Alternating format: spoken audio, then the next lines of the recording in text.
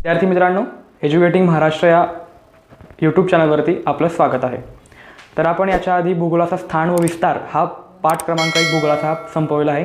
आता आपण science part 2 या सब्जेक्टच्या पहिल्या धड्याला सुरुवात करणार आहोत. तो म्हणजे आहे आपला हेरिडिटी अँड इव्हॉल्युशन. तर हेरिडिटी आणि इव्हॉल्युशनमध्ये आपला थोडक्यात जीन्स म्हणजे आपले एन्सेस्टर वगैरे यांचे जीन्स, नंतर मग माणसाची पहिली माणसाची सुरुवात कुठून झाली, निंडरथल मॅन, क्रो मॅग्नन मॅन यांच्या सगळ्या आपल्याला ज्या पिढ्या आहेत त्या समजून घ्यायच्या पाठामध्ये थोडक्यात सांगायला गेलं तर मग वेळ न वाया घालवता आपण पाठाला सुरुवात करूया. तर मग science part 2 heredity and evolution या आपल्या पहिल्या धड्यात आपल्याला शिकायच्या बाबी पाहून घेऊयात आपण. हेरिडिटी अँड हेरिडिटरी चेंजेस, त्यानंतर इव्हॉल्युशन, त्यानंतर Darwin's theory of natural selection, त्यानंतर speciation, transcription, translation and translocation, evidences of evolution, Lamarckism म्हणजे लॅमार्कीचा वाद. आपण लॅमार्किझम, जीन बॅप्टिस्ट लॅमार्क हा सायंटिस्ट होता, तसं लॅमार्किझम आणि ह्युमन इव्हॉल्युशन माणसाची उत्क्रांती हे थोडक्यात आपल्याला समजून घ्यायचं आहे. तर आपण वेळ न वाया घालवता सुरुवात करूया. Heredity and hereditary changes. You know that their heredity is the transfer of biological character from one generation to another via genes. आपल्याला माहिती आहे जे की ऑफस्प्रिंग असतात म्हणजे अपत्य वगैरे असतात त्यांच्यामध्ये भरपूर जणांमध्ये कसं असतं की आईवडिलांचेच गुण निदर्शनास येतात आपल्याला भरपूर वेळेस. तसं या बाबी आहे. Transfer of biological character from one generation, एका जनरेशनमधून दुसऱ्या जनरेशनमध्ये हेरिडरी कॅरेक्टर पास होतात. याला म्हणतात आपण हेरिडिटी आणि hereditary changes. John Gregor Mendel हे जेनेटिक आणि जीन टेक्नॉलॉजीमध्ये सर्वात मोठं नाव आहे आजतागायचं. कारण मेंडेलनेच पी प्लांट आणि यांचे क्रॉसेस वगैरे करून जीन्सचे क्रॉसेस वगैरे करून जेनेटिक्स आणि हे सगळं आपल्यासमोर मांडणं, ते पण मॅथमॅटिक्सच्या म्हणजे बायोलॉजीमध्ये पहिल्यांदा तेव्हा मॅथमॅटिक्सचा उल्लेख आला होता. म्हणून मेंडेलचं नाव आपण जीन शब्दाला की मेंडेलचं नाव आपण पहिले घेतो. Is spawner of the modern genetics around the period of 1886. 1886 जी गोष्ट आहे. It took a long time for him to understand the conclusions of his research about hereditary. In 1901, the reasons behind the sudden changes were understood due to mutational theory of Hugo de Vries. Meanwhile, in 1902, Walter and Sutton observed the pair chromosomes in the cells of grasshopper. 1902 जी गोष्ट आहे ते म्हणजे Walter and सटन Boveri हे दोन scientist होते. Observe the pair क्रोमोझोमची pair असते. एकूण क्रोमोझोमच्या पेअर असतात 22 म्हणजे 22+1 ह्या पेअर असतात. सेक्स डिटर्मिनेशन आपण पाहूच नंतर. Chromosomes in the cells of grasshopper आणि ग्रासहॉपरच्या मध्ये पेअर्ड क्रोमोझोम त्यांना पाहायला मिळाले. Until when it was known to anyone, research started in the direction of finding the nature of genetic material when it was proved that genes are carried via chromosomes.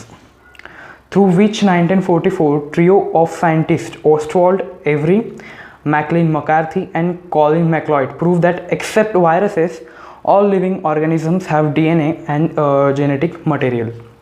या तीन scientist आहे Oswald, Avery, McLean McCarthy and Colin MacLeod prove that except virus वगळता all living organism सर्व सजीव जातीमध्ये DNA genetic material असतो म्हणजे असतो व्हायरस वगळता. आणि हे जे तीन सायंटिस्ट एव्हरी, मॅक्लेन अँड मॅकार्थी अँड मॅक्लॉइड यांचे या तीन सायंटिस्टचा एक मोठा एक्सपेरिमेंट पुढे जीन एक्सपेरिमेंट होतो जो की त्यांनी माऊसवरती केला आहे. तो आपण हायर स्टँडर्ड्समध्ये तो आपल्याला पाहायला मिळतो. 12वी लेवलला तो आपल्याला पाहायला मिळतो. 1961 the French geneticist Francis Jacob and Jacques Monod propose a model for the process of protein synthesis with the help of DNA in bacterial cells. It helped to uncover the genetic codes hidden in DNA. Thereby, the genetic recombinant of DNA technology emerged, which has vast scope in the field of genetic engineering.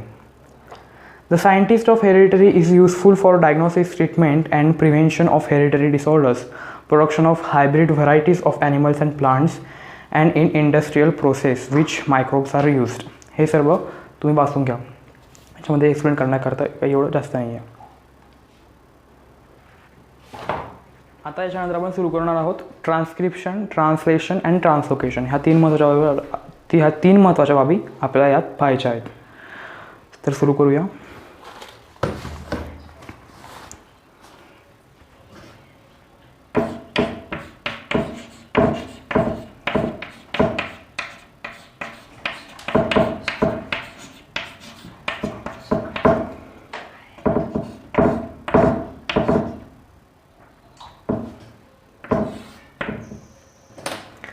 तर transcription म्हणजे काय? With the help of RNA the genes present in the form of DNA participate in the functioning of cells and thereby control the structure and functioning of the body. Information about protein synthesis is stored in DNA and synthesis of appropriate proteins as per requirement is necessary for body. These proteins are synthesized by DNA through the RNA. This is called as the central dogma. Central dogma म्हणजे काय? Information about protein synthesis is stored in the DNA. आपण ॲब्रिव्हिएशन करू शकतो म्हणजे असं information about protein and stored in the DNA and synthesis appropriate proteins as per requirement as necessary for body. These proteins are synthesized by DNA through RNA. This is called central dogma. Central dogma. त्यानंतर mRNA is produced as per the sequence of nucleotides on DNA. Only one of the two strands of DNA is used in this process. The sequence of nucleotides in mRNA being produced is always complementary to the DNA strand used for synthesis. Besides, there is uracil in RNA instead of thymine of DNA. This process of RNA synthesis is called as transcription. Transcription म्हणजे काय? mRNA is produced as per the mRNA म्हणजे messenger RNA असतो. Messenger RNA as per the sequence of nucleotides on DNA. Only one of the two strands DNA is used in this process. जे एकूण stands आहेत त्यातला एक stand use होतो DNA प्रोसेसमध्ये, synthesis of DNAमध्ये. The sequence of nucleotides in mRNA being produced is always complementary to the DNA. म्हणजे sequence, न्यूक्लिओटाइडचा सिक्वेन्स असतो, ज्या सिक्वेन्समध्ये न्यूक्लिओटाइड्स तयार होतात, प्रोटीन्स त्यांना अटॅच्ड होतात. तर मग त्यात काय असतं? Sequence of nucleotides in mRNA being produced is always as complementary. त्यासोबतच ते कॉम्प्लिमेंटरी असतं. म्हणजे जसे न्यूक्लिओटाइड्स म्हणजे RNA प्रोटीन्सला अटॅच होतात तेव्हा त्याच पद्धतीने DNAसुद्धा तिथं अटॅच होतो. Stand use for this synthesis. Besides there is uracil in RNA instead of thymine of DNA. जसं पायरिडिन अँड पायरिमिडाइन हे दोन जे नॅचरल बेसिस असतात जेनेटिक्समध्ये, त्याच्यामध्ये पायरिडिनमध्ये काय असतं? पायरिडिनमध्ये असतं थायमाइन, नंतर ग्वानाइन,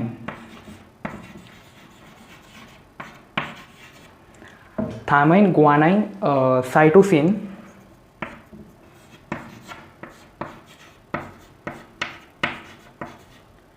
थायमाइन, ग्वानाइन, सायटोसिन आणि शेवटचा आहे ॲडेनाइन.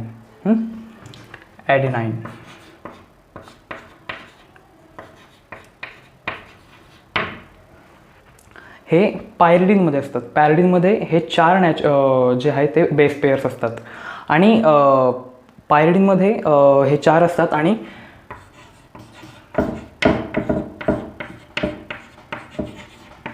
पायरिन आणि पायरिमिडिन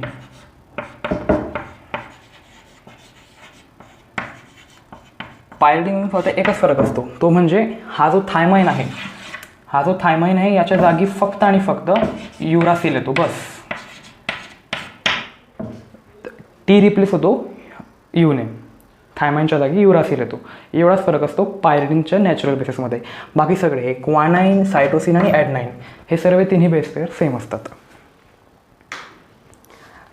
त्यानंतर पेज नंबर 2 वरती होता आपण. The mRNA is formed in nucleus, comes in cytoplasm. It brings in the coded message from DNA. The message contains the code from amino acid. The code of each amino acid consist of 3 nucleotides. It is called as triplet codon. Triplet codon म्हणतात त्याला. The code of each amino acid consist of 3 nucleotides. त्याला म्हणतात triplet codon. Doctor Hargobind Khorana, हे पण खूप मोठं नाव आहे मित्रांनो. डॉक्टर हरगोविंद खुराना जेनेटिक्समध्ये भारताकरता एक खूप मोठं नाव आहे, कारण यांना जेनेटिक्स मध्ये एखादा शोध केल्याबद्दल. तो doctor Hargobind Khorana, a scientist of Indian origin, has made an important contribution to discovery of triplet codons for 20 amino acids. Amino acid सांगायचं झालं तर थोडक्यात अमिनो ॲसिड्स हे प्रोटीन्सचे युनिट्स असतात. Unit of protein is amino acid, हे लक्षात ठेवा. Unit of protein is amino acid. 20 amino acid असतात. त्यातलं एक मला माहिती आहे, व्हॅलिन, ग्लुटामिक ॲसिड, असे भरपूर असतात. अर्जिनाइन, असे अमिनो ॲसिड असतात. For this work he has been awarded with Nobel prize. त्याने ट्रिपलेट कोडॉन्सची डिस्कवरी केली होती 1967ला. तेव्हा त्यांना नोबेल पारितोषिका सन्मानित करण्यात आला. पण म्हणजे आपलं लक नव्हतं तेव्हा की आपल्याला ते प्राईज आपल्याला मिळालं नाही, आपलं नशिबात नव्हतं. कारण त्यांनी जे डिस्कवरी केली ती त्यांची डिस्कवरी म्हणजे त्यांनी अमेरिकेत राहून गेली, म्हणून ते अमेरिकेला मिळालं नोबेल प्राईज. त्यांच्यासोबत अजून 2 सायंटिस्ट होते ट्रिपलेट कोडॉन्सच्या डिस्कवरी करता. Each mRNA is made up of thousands of triplet codons. As per the message on mRNA, amino acids are supplied by the tRNA. For this purpose, tRNA has anticodon. जसे proteins येत जातात ना, तेव्हा mRNA जेव्हा nucleotides आणि जे proteins असतात त्यांना आणतो पेअर करण्याकरता, तिथं DNA पण असतात, तेव्हा तिथं काय होतं, जे mRNAकडनं आलेले न्यूक्लियोटाइड असतात त्यांना ट्रान्सलेट करण्याकरता tRNA म्हणजे ट्रान्सलेशनल RNA याच्याकडे अँटीकोडॉन्स असतात. म्हणजे जसं की थायमाइनला ॲडनाईन पेअर होतो, ग्वानाईनला सायटोसिन पेअर होतो, सायटोसिनला ग्वानाईन पेअर होतो, ॲडनाईनला थायमाइन पेअर होतो आणि RNAमध्ये युरासिल असतो थायमाइनच्या जागी. असे ते पेअर करण्याकरता tRNAकडे अँटीकोडॉन्स असतात.